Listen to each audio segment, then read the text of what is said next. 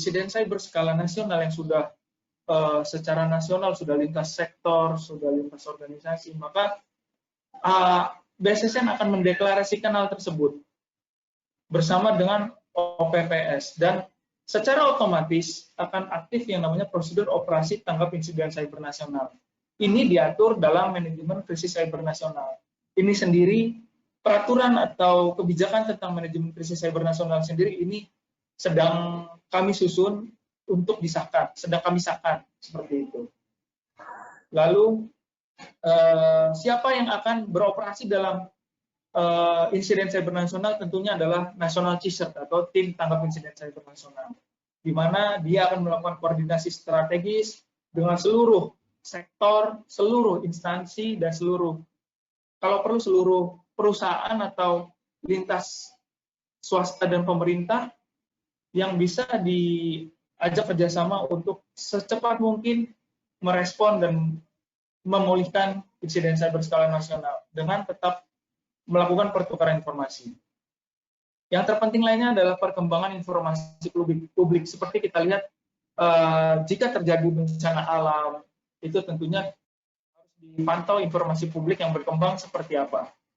Lalu juga ada fasilitasi berbagi keahlian. Inilah yang kami harapkan semua kompetensi, semua expert bisa berbagi keahlian dan kemampuan dalam melaksanakan penanggulangan pemulihan, tidak hanya di wilayahnya atau tidak hanya di sektornya, seperti itu. Nah, dalam melakukan pembinaan, kami melakukan evaluasi kematangan atau maturity level. Tadi sempat disinggung sedikit oleh Pak Charles Lim kalau tidak salah tentang SOC maturity level. Nah, di sini kami juga ada namanya tingkat maturitas penanganan insiden. Nah, itu akan sudah dan akan selalu kami lakukan menggunakan tools yang sudah kami susun dan kami perbaiki terus-menerus, serta kami melakukan asistensi termasuk ke perguruan tinggi bagaimana cara untuk meningkatkan kematangannya.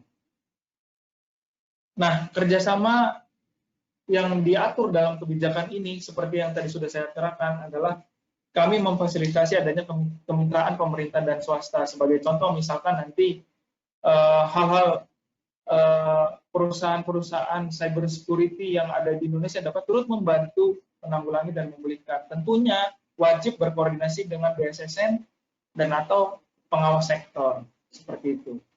Terakhir adalah tentang evaluasi, pelaporan, dan penghargaan serta sanksi. Nah, setiap penyelenggara sistem elektronik kami harapkan, kami wajibkan untuk melakukan pelaporan hasil evaluasi penyelenggaraan penanggulangan sistem penanggulangan dan pemulihan insiden cybernya. Minimal dilakukan adalah setiap 1 tahun sekali. Nah, dalam melakukan hasil evaluasi tersebut, tentunya kami memberikan asistensi kepada penyelenggara sistem elektronik jika diperlukan sebagai bagian dari pembinaan, sehingga penyelenggaraan respon and recovery dapat terus ditingkatkan waktu. Lalu tentang pembinaan dan pengawasan, ini hal-hal yang dilakukan. Yang terpenting di sini adalah adanya rapat koordinasi, dilakukan paling sedikit 1 kali dalam setahun. Nah, kami sangat membutuhkan kerjasama dari seluruh pemangku kepentingan cyberspace di Indonesia untuk dapat melakukan hal ini, karena hal ini adalah hal yang penting untuk dilakukan walaupun mungkin sulit untuk dilakukan awal-awalnya, tapi demi meningkatkan kesiapan penanggulangan pemulihan ini harus digalakkan untuk dilakukan. Nah, pendanaan untuk penyelenggaraan respon and recovery dapat dilakukan melalui pendanaan diantaranya APBN, APBD, hibah, seperti beberapa perguruan tinggi juga sudah melaksanakan hal ini untuk hal riset. Nah, kami juga memfasilitasi hal ini untuk respon and recovery dan sumber pendanaan lain yang sah menurut hukum dan peraturan perundangan.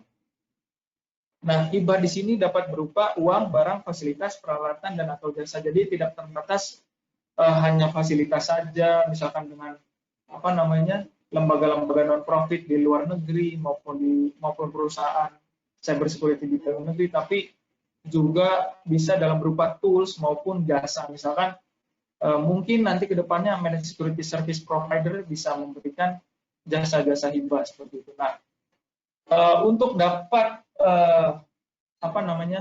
menggalakkan kebijakan ini, kami memberikan reward and punishment atau penghargaan dan sanksi. Tentunya kami berkoordinasi di BSSN dengan OPPS, di mana penghargaan ini adalah based on-nya adalah laporan evaluasi dari setiap penyelenggara sistem elektronik secara berkala.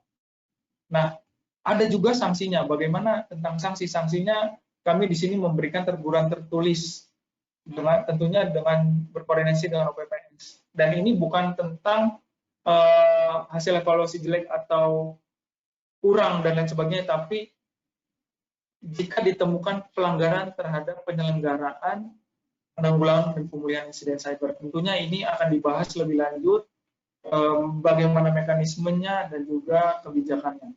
Nah, terakhir dengan tema Quo Vadis, akan kemana penanggulangan dan pemulihan insiden cyber di perguruan tinggi, dan tidak hanya di perguruan tinggi tapi di seluruh sektor ataupun organisasi. Tentunya kami harapkan akan adanya peningkatan keamanan cyber dan pertumbuhan ekonomi digital, di mana penanggulangan dan pemulihan insiden cyber ini berada di sini adalah